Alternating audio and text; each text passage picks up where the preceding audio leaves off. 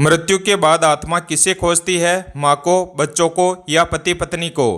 क्या मरने के बाद आत्मा फिर से अपने घर लौटती है?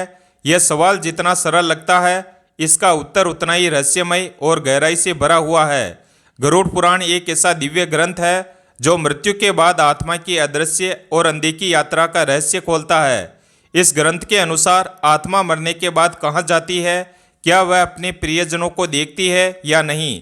यह सब कुछ आत्मा के संस्कारों, इच्छाओं और मृत्यु के समय की मानसिक व आध्यात्मिक स्थिति पर निर्भर करता है।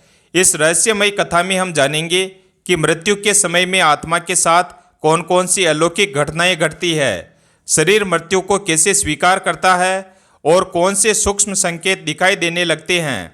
आत्मा शरीर से कब निकलती है और क्यों उसे यह पता ही नहीं चलता कि वह अब देह से अलग हो चुकी है। परिवार का विलाप, शोक और बिछड़ने की पीड़ा आत्मा के चेतन मन पर क्या प्रभाव डालती है, यह सब जानना केवल जानकारी नहीं बल्कि आत्मचेतना का आरंभ है। हमारे हिंदू धर्म में कुल 18 महापुराण है और इन सब में एक विशेष ग्रंथ है गरुड़ पुराण, जो न केवल मृत्यु के पश्चात आत्मा की रहस्यमय गाथा को उजागर करता है बल्कि आत्मा की अनकही पीड़ा, दिव्यता और कर्मों के प्रभाव को भी दर्शाता है। इस ग्रंथ में लगभग 19,000 श्लोकों के माध्यम से भगवान श्री विष्णु ने अपने वाहन गरुड़ को वह परम रहस्य बताया जो आत्मा की मृत्यु के बाद की अवस्थाओं को समझाता है। प्राचीन मान्यताओं के अनुसार गरुड़ पुराण का श्रवण न केवल मृत आत्मा को शांति और मोक्ष प्रदान करता है बल्कि उसके परिवार को भी आध्यात्मिक बोध, मानसिक संतुलन और गहरी अनुभूति कराता है। इसमें बताया गया है कि मृत्यु से कुछ समय पहले ही व्यक्ति को सूक्ष्म संकेत का आभास होने लगता है, जैसे कोई दिव्य शक्ति उसे पुकार रही हो या कभी पूर्वजों के दर्शन हो जाना। शरीर धीरे धीरे स्थिर पड़ने लगता है। ठंडक सबसे पहले पैरों से आरंभ होकर सिर तक पहुंचती है और सांसों की गति असामान्य हो जाती है, कभी तेज तो कभी मंद। कभी कभी मृत्यु से कुछ पल पहले व्यक्ति के चेहरे पर एक अलौकिक तेज दिखता है, जैसे उसकी आत्मा दिव्यता से भर उठी हो। जब जीवन की लो बुझती है तब आत्मा ऊर्जा की उस अंतिम तरंग से बाहर आती है, लेकिन उसे ये ज्ञात नहीं होता कि वह अब शरीर से अलग है। शुभ कर्म करने वालों की आत्मा सहजता से निकल जाती है, परंतु जिनके पाप अधिक होते हैं उनके लिए यह क्षण पीड़ादायक और क्लेशपूर्ण बन जाता है। आत्मा के निकलते ही शरीर मौन और शीतल हो जाता है, परंतु आत्मा भ्रम में रहती है कि मैं जीवित हूँ, पर मुझे कोई देख क्यों नहीं रहा। वह अपने परिजनों को देखती है, बोलती है, परंतु उसकी आवाज़ शून्य में विलीन हो जाती है। उसे लगता है जैसे वह कोई सपना देख रही है, परंतु यह सपना नहीं, उसकी चेतना की एक नई स्थिति होती है।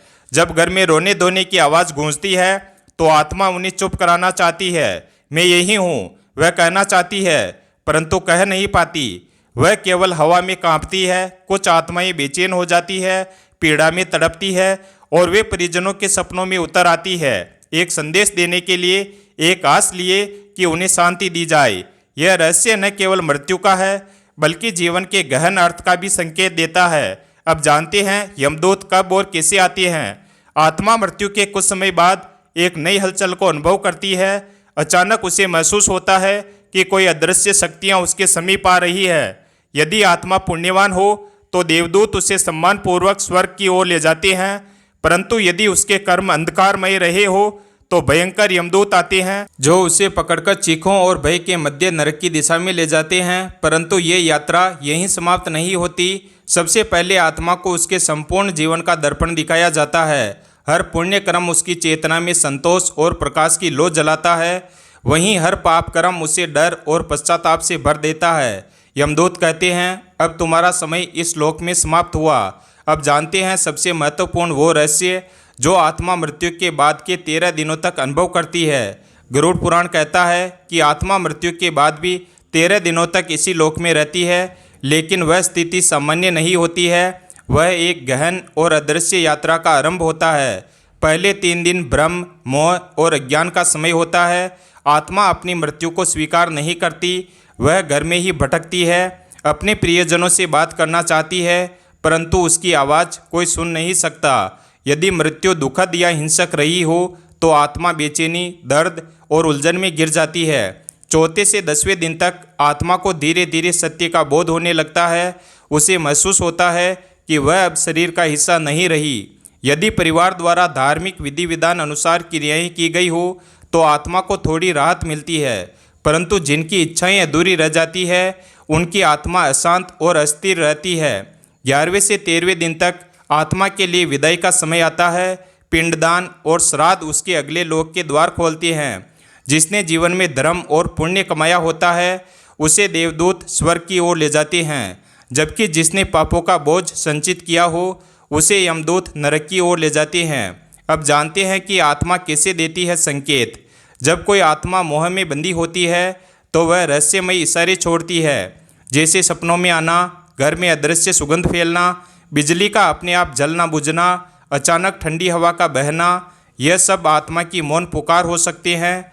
गरुड़ पुराण बताता है कि मृत्यु के बाद आत्मा स्थूल शरीर छोड़ देती है, परंतु उसकी चेतना बनी रहती है। वह देख सकती है, सुन सकती है, परंतु कह नहीं सकती, क्योंकि अब उसके पास ध्वनि उत्पन्न करने वाले शारीरिक उपकरण नहीं होते हैं। जब भावना गहरी होती है तो आत्मा बिना बोले भी संवाद कर जाती है। कभी वह सपनों में आती है, कभी कोई दिव्य गंध महसूस होती है, कभी उपकरण अपने आप बंद चालू हो जाते हैं। यह सब आत्मा के मौन संकेत होते हैं। मोक्ष प्राप्त आत्मा परमात्मा में विलीन हो जाती है और फिर वापस नहीं लौटती। स्वर्ग या नरक गई आत्माएं अपने कर्मों का फल भोगती है, लेकिन जो आत्माएं अधूरी इच्छाओं के कारण भटक रही होती है वह कभी कभी संकेत देकर सहायता की कामना करती है। गरुड़ पुराण कहता है कि पूर्वजों की आत्माएं पितृलोक में निवास करती है और जब वंशज श्रद्धा से तर्पण या श्राद्ध करते हैं तो वे प्रसन्न होकर आशीर्वाद देती है।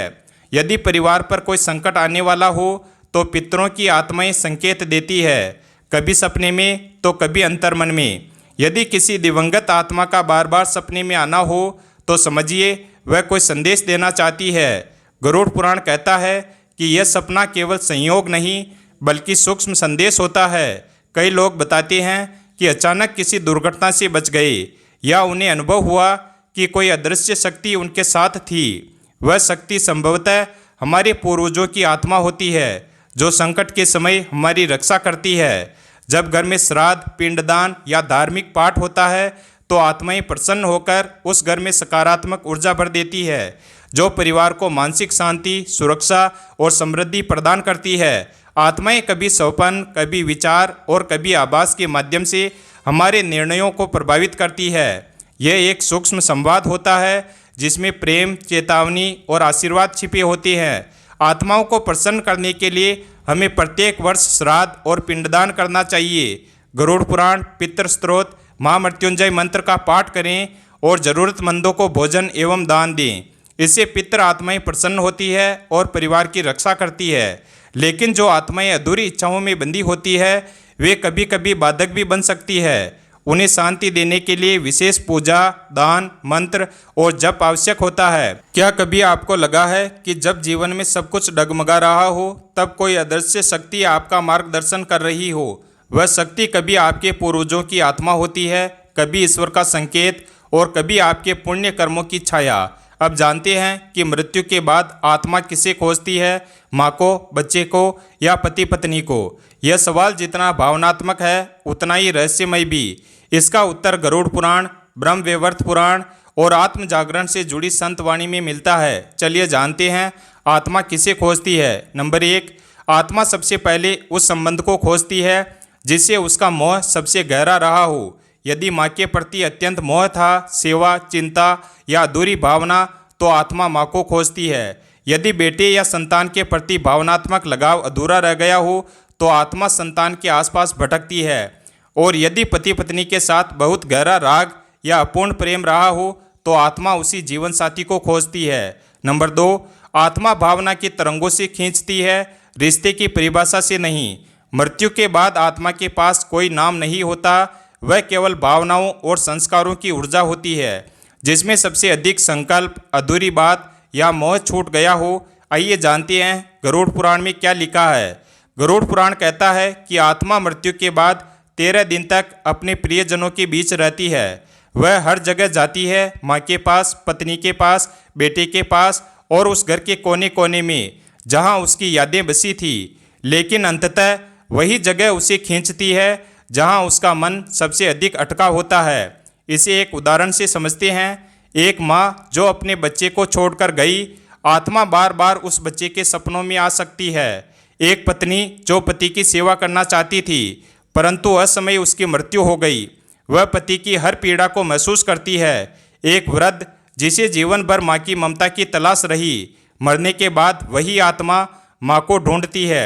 मृत्यु के बाद आत्मा माँ, बेटा या पति पत्नी में से उसी को खोजती है जिससे सबसे अधिक प्रेम, मोह, पीड़ा या अधूरी भावना जुड़ी होती है। भावनाएं जहाँ गहरी होंगी, आत्मा वहीं खींची चली जाएगी। वह संबंध चाहे कोई भी हो। वीडियो अगर पसंद आया हो तो वीडियो को लाइक करें और हमारे चैनल शिवभक्त को सब्सक्राइब करें और अपने दोस्तों के साथ शेयर करें और कमेंट बॉक्स में जय श्री कृष्ण अवश्य लिखें। धन्यवाद।